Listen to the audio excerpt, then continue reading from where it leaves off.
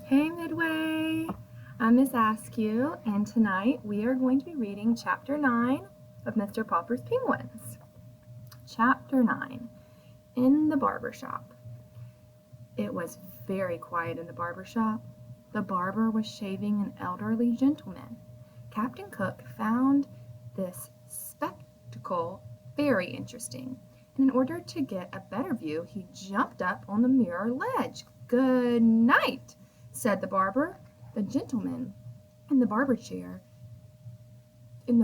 chair, his face already white with lather, hair lifted his head to see what had happened. "Ork!"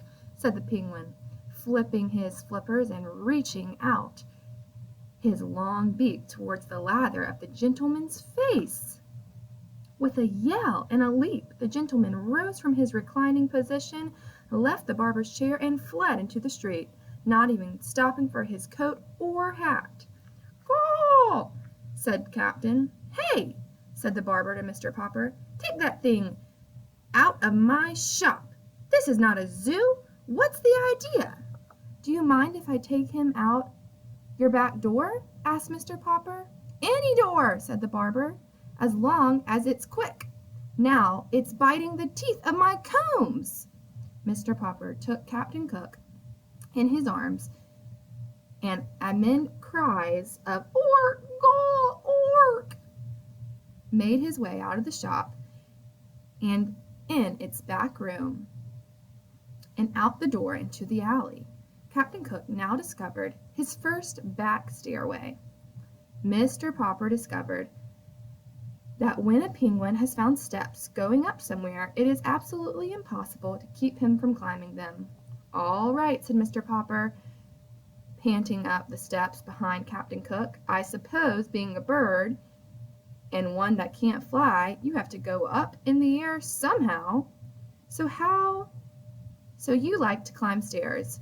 Well, it's a good thing this building only has 3 stories. Come on, let's see what you can do."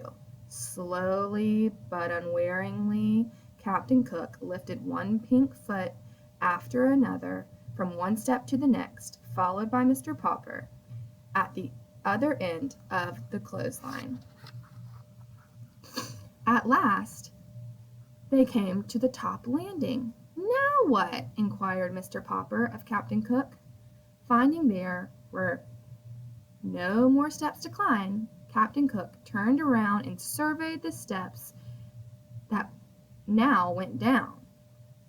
Then he raised his flippers and leaned forward. Mr. Popper, who was still panting for breath, had not supposed the determined bird would plunge so quickly. He should have remembered that penguins will toboggan whenever they get a chance. Perhaps he had been unwise in tying one end of the clothesline to his own wrist. At any rate, this time Mr. Popper found himself suddenly sliding on his own white-clad stomach down the 3 flights of steps. This delighted the penguin, who was enjoying his own slide just ahead of Mr. Popper. When they reached the bottom, Captain Cook was so eager to go up again that Mr. Popper had to call a taxi to distract him. "432 Proudfoot Avenue," said Mr. Popper to the driver. The driver was a kind and polite man, did not laugh at his oddly assorted passengers until he had been paid. "Oh dear," said Miss Popper when she opened the door to her husband. "You looked so neat and handsome when you started for your walk, and now look at the front of you." "I'm so sorry, my love," said Mr. Popper in a humble tone, "but you can't always tell what penguin will do next." So saying, he went to lie down, for he was quite exhausted from all the unusual exercise, while Captain Cook had a shower and took a nap in the icebox. And that is the end of Chapter 9. Have a great night.